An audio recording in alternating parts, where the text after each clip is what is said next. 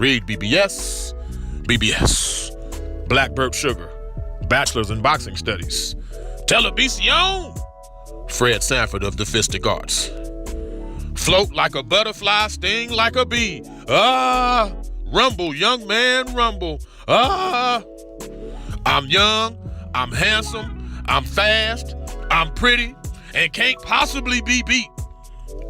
On this day in boxing history, January 17th, 1942, Cassius Marcellus Clay shook up the world, and he was born. On March 6, 1964, he officially changed his name to Muhammad Ali. Muhammad meaning worthy of praise, Ali meaning most high. Greatest of all time. Greatest heavyweight without question. Happy birthday, Ali! I'm not quite old enough to have seen Ali at his best with my own eyes, but through my old man, I experienced the tail end of his career, and I felt Ali. I vaguely remember standing in an aisle throwing punches at a movie screen that was showing Ali Frazier 3, The Thriller in Manila on closed circuit, yelling, "Get him, Ali, get him." My old man, he worshiped Ali, man. He worshiped him, spoke glowingly about his impact on the self-awareness and self-confidence of black folks. Race, religion, politics, sports. Ali didn't run from any of it, and he displayed charm, wit, and a sense of humor more times than not. He was like the real-life Pied Piper, like real talk. He was a real-life Pied Piper, a people magnet, and he drew crowds like flies to feces. Like people just were attracted to him in that way. In every way, Ali was an activist and an advocate for social change on the level of Martin Luther King Jr. or Malcolm X. He was using his platform half a century before it became cool to say it, put it that way. Natural-born entertainer in and out of the ring. Unfucking paralleled heavyweight athleticism. Not before nor since Ali have we seen the speed of hand, of foot, the reflexes, the balance, the grace. Not in boxing's big boy division anyway. No, sir, no, sir. Ali intentionally patterned his style after Sugar Ray Robinson's. Me and Sugar Ray, we two pretty dancers. Only Ali, he was 6'3", like 210-ish, moving and operating like a much smaller man. And especially back then, most heavyweights, they were a bit plodding.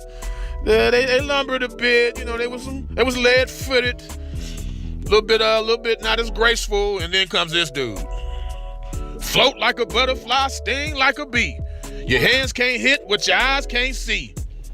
Ali had a great left jab. He had a harder right cross than he's given credit for.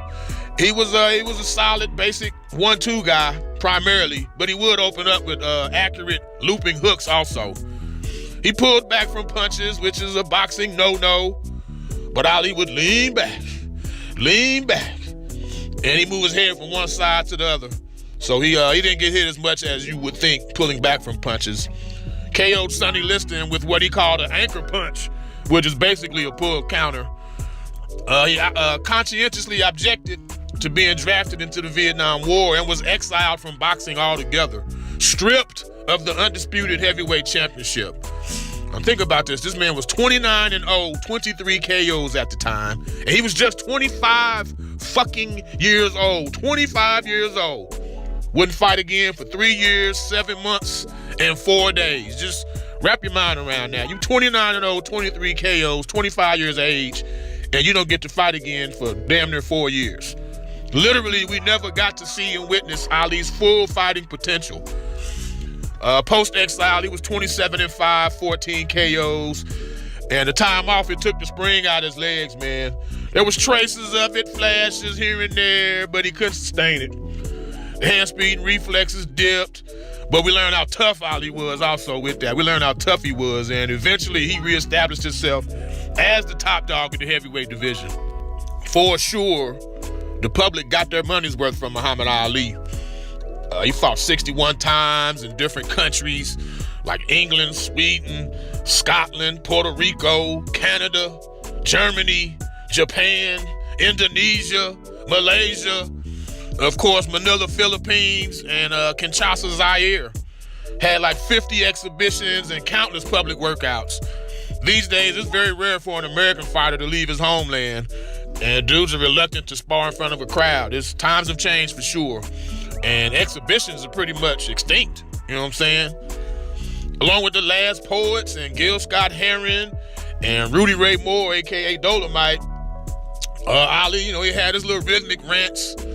Most of them was ghostwritten by Boudini Brown, but all that said, he kind of helped lay the foundation for what is now hip-hop music. You know what I'm saying? Like, all areas, all facets, Ali was groundbreaking. In this camp, I wrestled with an alligator. I tussled with a whale. Done handcuffed lightning and thrown thunder in jail.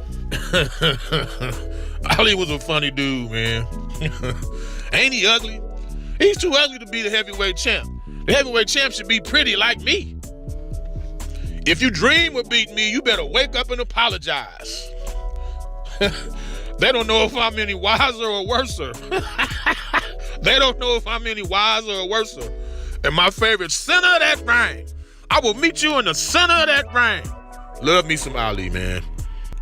Once again, gonna leave you with some nuggets to get a true sense of Ali the fighter. Peep the Doug Jones fight, Sonny Liston 1 and 2, Brian London, Cleveland Williams, Ernie Terrell, that's the What's My Name fight. Zora Foley, those are all pre-exile fights. Ali at the best that we saw of him. Post-exile, I'd recommend Joe Frazier 1 and 3, The Thrill in Manila, George Foreman, Rumble in the Jungle, and Ron Lyle, man. He put it down well, man. Ali wasn't always right, but he was always genuine, He wasn't the most educated man, but he was among the most eloquent men. And in addition to being my favorite athlete ever, he's had more of an impact on my life than anyone I'm personally not related to. Real talk. Happy birthday, Ali. REED-BBS, BBS. Blackbird Sugar, Bachelor's in Boxing Studies. Television! Fred Sanford of the Fistic Arts. When all is said and done, there's nothing left to say or do.